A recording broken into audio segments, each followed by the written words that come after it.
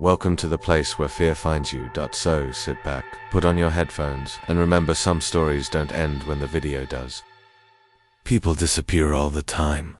Maybe they get lost, maybe they run away, or maybe something darker happens. Most of the time, there's at least some kind of clue. A witness, a footprint, a trail of phone calls. But the stories you're about to hear don't have any of that. These are the kinds of disappearances that make you stop and think what really happened to them. Where did they go? And more importantly, what took them? Let's start with something that still gives me chills every time I think about it. This happened back in 1999, in a quiet neighborhood in Oregon. A 10-year-old boy named Tyler was outside playing in his backyard. It had been raining off and on all day, and by evening, the skies turned dark and heavy. His mom, Jessica, was making dinner inside. She kept checking on him through the kitchen window, making sure he wasn't getting too muddy or wandering off. Tyler was right there, jumping in puddles, wearing his red raincoat and those bright yellow boots that little kids always seem to have. He was singing to himself, completely happy. It started to thunder around 6 p.m. A loud crack of lightning hit somewhere close by. Jessica looked outside again, and Tyler was still there, standing by the tree swing. She turned back to stir the pot on the stove. Maybe 2-3 minutes passed. When she looked again, he was gone. At first, she thought he had just gone around to the side of the house, or maybe he was hiding behind the tree. But when she went out to call him, he didn't answer. She walked the yard. Nothing. She checked the side gate was still locked from the inside. No way he could have gotten out that way. There were no footprints leading out into the street. No muddy tracks. Just the sound of distant thunder. Jessica panicked and called the police. Within an hour, neighbors, cops, and volunteers were combing the entire area. Search dogs were brought in. Helicopters flew over the nearby woods. Nothing. It was like the boy had just vanished. No trace at all. No struggle. No scream. Just silence. 3 days later, something strange happened. A park ranger found a pair of small shoes lodged in the branches of a tree about 5 miles from Tyler's home. They were 30 feet off the ground, just sitting there. Perfectly clean.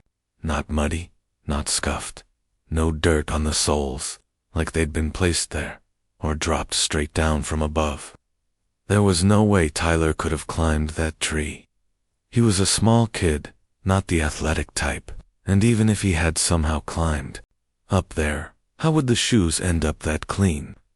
Some people said maybe a bird carried them. But what kind of bird can carry 2 shoes and place them side by side in a tree like that? The area was searched again, but no other sign of the boy was ever found. Not his coat, not his body, nothing.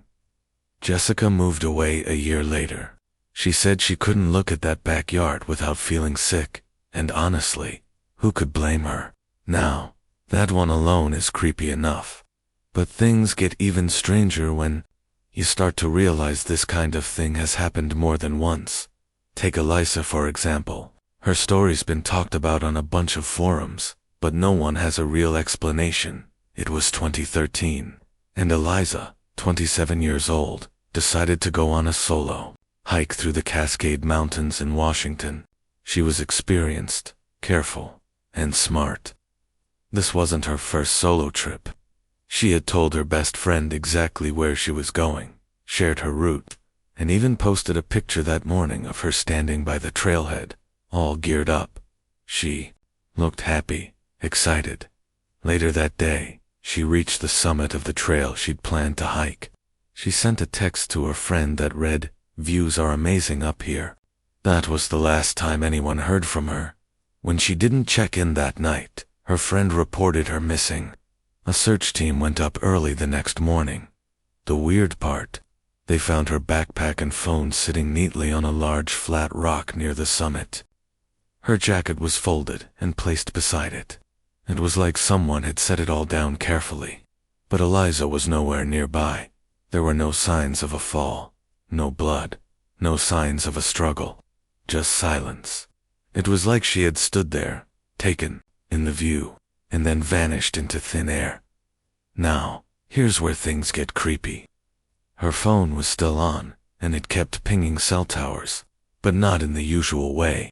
For the next 3 days, her phone kept moving through the forest in a straight line, not down trails, not near roads, just through the dense woods, in perfectly straight lines, like it was being carried by something that didn't care about terrain or trees. Then it stopped. The signal died, and no one ever found it again. Experts tried to explain it, saying maybe it was an animal dragging her phone. But again, how would an animal pick up a phone, not break it, and move it in such a perfectly straight line for miles? Her body was never found. No bones, no clothing, nothing. Eliza's parents still leave flowers at the trailhead every year. They say they don't believe she died. They think someone or something took her. And honestly, after reading the reports, I can't blame them. The last story in this chapter is probably the one that bugs me the most. It happened in 2006, in New Mexico. The Williams family, mom, dad, and 2 kids were going out to dinner at a local diner. It was a Friday night, warm, nothing unusual. The family pulled into the parking lot around 6:45 p.m. There's clear footage from the security cameras. The car arrives, parks, the family gets out, all smiling and talking. They walk into the diner together. Now here's where it gets weird. The same cameras never show them leaving, ever. The family was never seen again. At first, people thought the footage was broken. But no, everything else was recorded just fine. Other customers came and went. Waiters moved around. The kitchen staff came in and out. But not one single frame showed the Williams family walking back out the front door. It was like they just disappeared inside the building at 8:30. One of the servers went to check on the table the family was supposed to be seated at. It was empty. Not just empty and untouched. The menus were still stacked. The chairs were pulled in. No signs that anyone had ever sat there. The kitchen had no record of an order being placed for them. The waitress assigned to that table swore that she never even saw them come in, but the cameras proved they did. The family's car was still parked out front, locked, nothing missing. Inside the car, everything was normal: purse on the seat, phone in the Q folder, all untouched. The police were called, and they swept the diner from top to bottom. No secret exits. No back doors they could have slipped out of without being seen. No windows big enough to climb through. The bathroom was empty.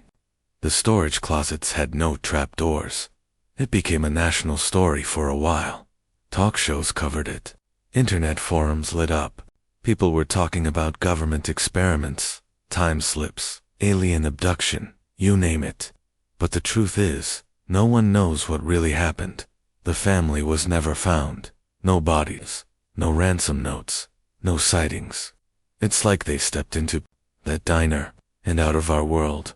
When you hear stories like these, it's hard not to feel uneasy. They don't follow the usual rules. There's no reason, no explanation. Just a hole in reality where a person or, sometimes an entire family used to be. These aren't just missing persons cases. These are vanishings. And the more you look into them, the more it starts to feel like something else is going on. Something we don't understand.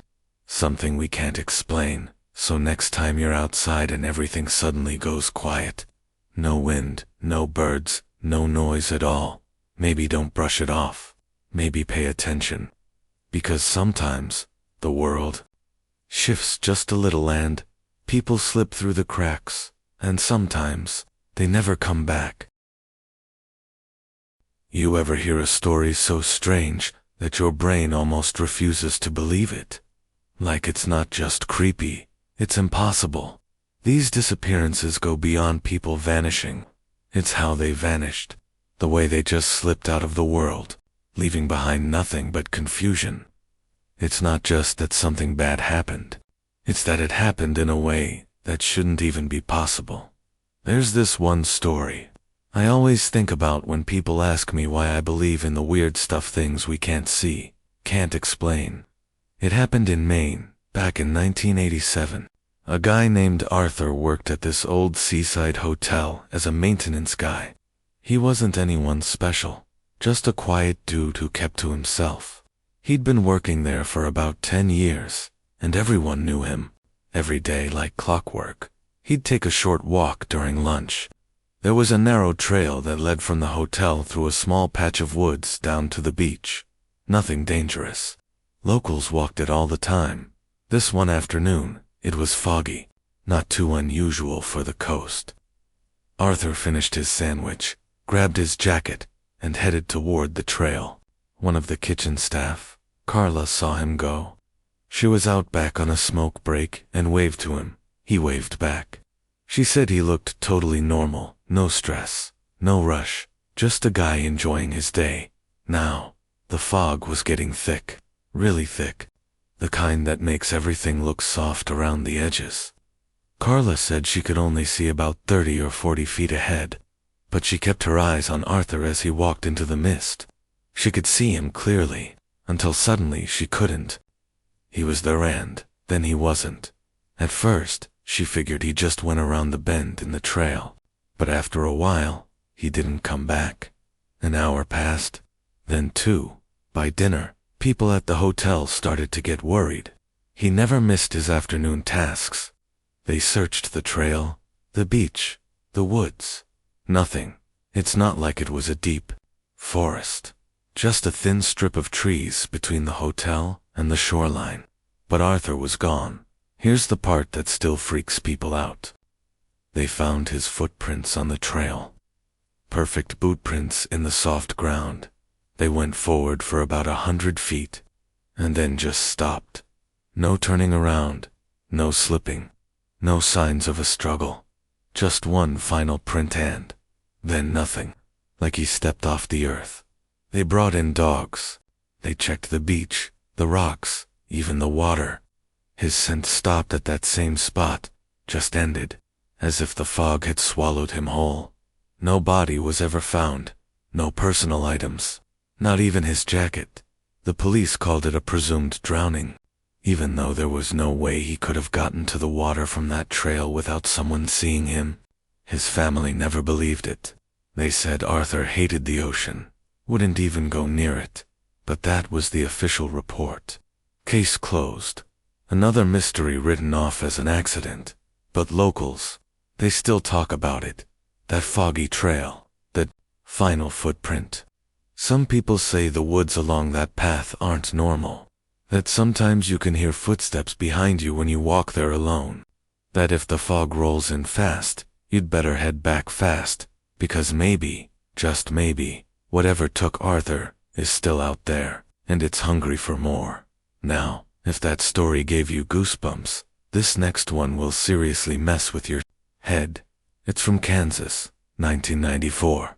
A quiet little suburb, the kind of place where people leave their doors unlocked and know all their neighbors by name. This girl, Rachel, 17 years old, was babysitting for a couple that lived just a few houses down from hers. She'd watched their kids plenty of times before. 2 kids, ages 6 and 4. Sweet little ones. The parents were heading out to dinner and a movie. Rachel showed up at 6 p.m. sharp, said hi to the kids, the usual stuff. At 8 p.m., she called the parents just to check in, told them the kids were fine, watching cartoons, everything normal. That was the last anyone heard from her. When the parents came home around 10, the house looked exactly the same as they left it. Lights were on, TV was playing an old animated movie. The kids were curled up asleep on the couch, but Rachel was gone. Gone. At first, they thought she maybe stepped outside, but her shoes were still by the door. Her coat was hanging up. Her phone was on the kitchen counter, right where she always left it. Nothing had been stolen, no signs of forced entry, no windows open, nothing out of place, except she wasn't there. The kids didn't even realize anything had happened. They said Rachel was there 1 minute, sitting on the floor beside them, and then she wasn't. Like she stood up to get something and never came back. They didn't hear the door. They didn't hear a car. They just thought she went to the bathroom and never returned. Here's the creepiest part. The parents found a small piece of paper on the kitchen counter, a note. It just said, "Don't follow me." That's it. No name, no explanation. Just those 3 words. And the handwriting. It didn't match Rachel's. Not even close. Her parents were sure of it. She had neat, curvy handwriting. This was messy, sharp, almost like it had been scratched into the paper by someone in a hurry, or in a panic. Police searched the entire house, questioned the neighbors. No one saw anything suspicious. No strange cars, no sounds, no screams, just a normal night, with a girl who vanished from the middle of a living room while 2 kids sat right beside her. They checked hospitals, local airports, bus stations. Nothing.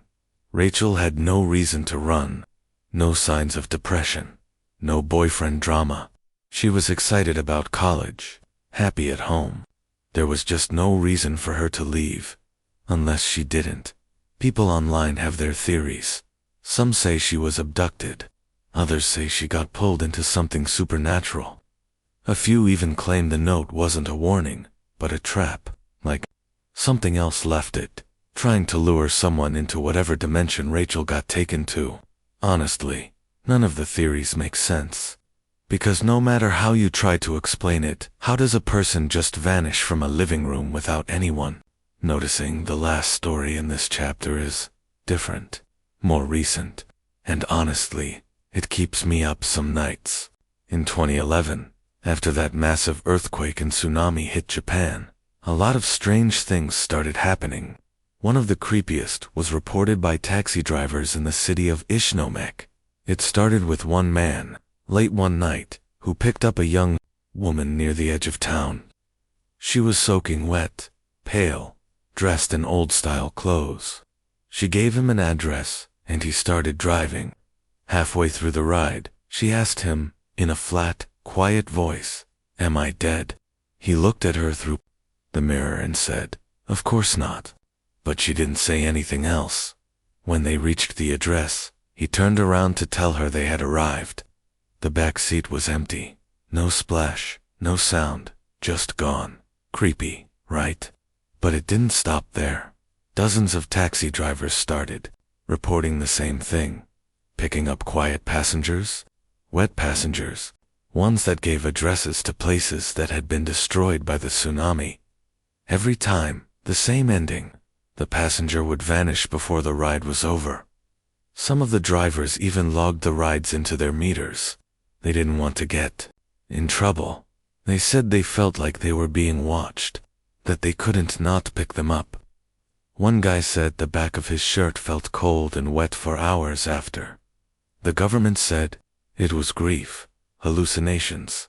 But how do dozens of people hallucinate the same experience, with the same descriptions, same routes, same vanishings? Locals say it was the spirits of those who didn't know they were dead, that they were still trying to get home, still trying to find their loved ones, and maybe still are. These stories aren't just spooky, they're disturbing because they go against everything we think we understand. They twist reality in quiet, horrifying ways. Sometimes, when people vanish, it's not about where they went, it's about what reached out from the shadows and took them. And if you ever find yourself walking alone on a foggy trail, or babysitting in a quiet house, or driving late at night, remember these stories. Pay attention to the little things, the silence, the flicker of movement just out of sight, the feeling that something is watching, because sometimes the scariest part isn't the vanishing itself, it's knowing it could happen to you next. Some stories are strange, some are creepy, but then there are stories that stick with you, ones that crawl under your skin and never leave. This chapter is about the last disappearance on the list, one that still keeps me up at night. It's different from the others because I was there. I saw it happen, and even though it's been years, I still can't explain it. When I was 13, I had a best friend named Jamie. We lived in a small town, the kind where nothing much ever happened. We rode bikes, built built forts in the woods, watched scary movies, had sleepovers, just normal kid stuff. Jamie was the type of person who laughed at everything. The kind of kid who never got scared. That's probably why he dared me to go with him to the old house. You know the kind of place I'm talking about. Every town has one. That creepy, abandoned house with broken windows and a sagging roof. The one the older kids whispered about. Some people said it used to be a funeral home. Others said a man went crazy and sealed his family in the basement, but no one really knew. Most of the adults said it was just an old property and warned us to stay away. Of course, that only made it more interesting. It was summer, late July, hot and still outside.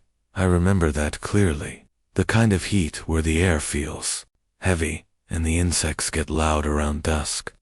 Jamie and I were bored, and I guess we were feeling brave. So we rode our bikes out past the last row of houses, across the overgrown trail, and up to that place. The house sat at the edge of a dying cornfield, half swallowed by trees. Its roof was half caved in, and the front porch tilted at a weird angle. One window was completely shattered, and the front door was hanging open. It didn't creak like in the movies, it was just open. Like it was waiting. Jamie grinned and said, "Come on, let's go in." I almost said no. Something about the house felt wrong. Not just old, but heavy. Like it didn't want us there. But I didn't want to seem like a baby, so I followed him. Inside, it was quiet. Too quiet.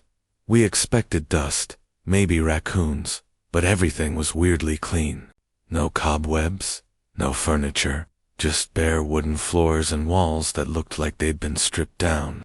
There was a smell not rotting, but old, dry, like something had been left behind for a long time. We walked through the downstairs rooms.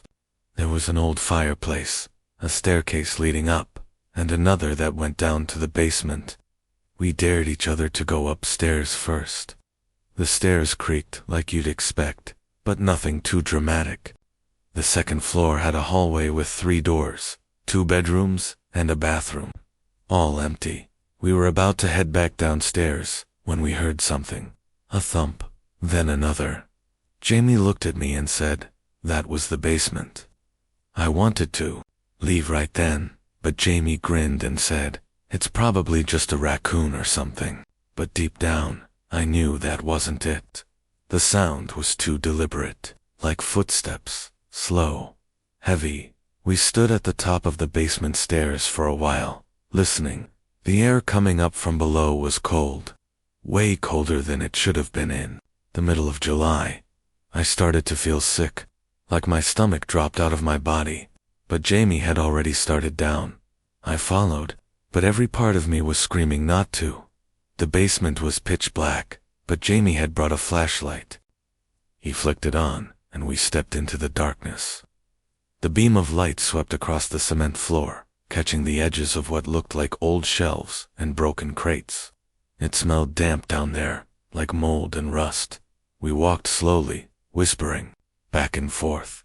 But then, the light flickered. Just for a second. Jamie smacked the flashlight, and it came back on, but what we saw when it did still haunts me. There was someone standing in the corner, tall, too tall. Its head nearly touched the ceiling. It was completely still, like a statue. We couldn't see its face, just the outline of a long body, arms that hung too low, and a pale shape that looked almost stretched, like it didn't belong in that space. Jamie whispered, "Do you see that?" And I couldn't even answer. My legs wouldn't move.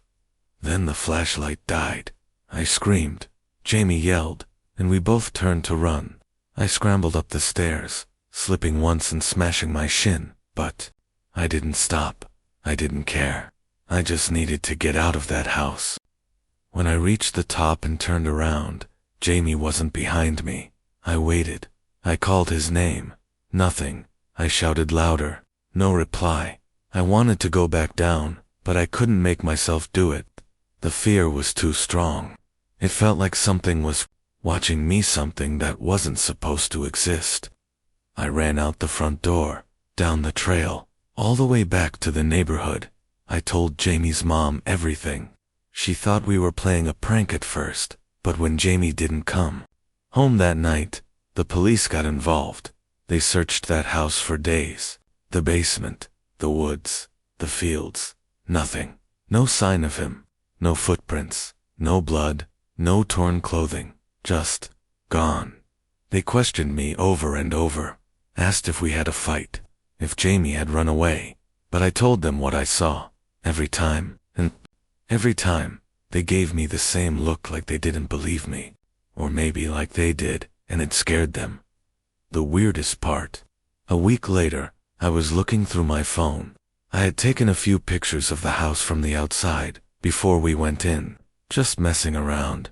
But one of the pictures, I swear I didn't take it, showed Jamie, standing in the hallway on the second floor. He wasn't smiling. He looked scared, like he'd seen something behind me. And in the background, down the hallway, there was that shape again, tall, pale. Still, I never showed anyone that photo. I deleted it. I couldn't even sleep for weeks. Every time I closed my eyes, I saw Jamie's face just before he vanished. His family moved away the following year, couldn't handle it anymore. I don't blame them, and me. I've never gone near that house again. They finally tore it down, years later. But even now, if you go out that way, people say they still hear things, voices, footsteps, sometimes even a scream in the distance, and no one ever finds the source. I wish I had some kind of answer. I wish I could tell you Jamie's out there, somewhere safe, but I can't. All I know is, something took him that day, something I'll never forget, something not human. I used to think the world made sense, that things like this only happened in scary movies or ghost stories. But after that day, I knew better, because I was there. And I'm telling you, sometimes people disappear, not because they got lost, or kidnapped, or ran away. Sometimes they disappear because something took them, something hiding in the places we're not supposed to go, the cracks in the world, the dark corners no one looks at. And once you've seen it, once you know it's real, you start to wonder if maybe it's still out there, waiting,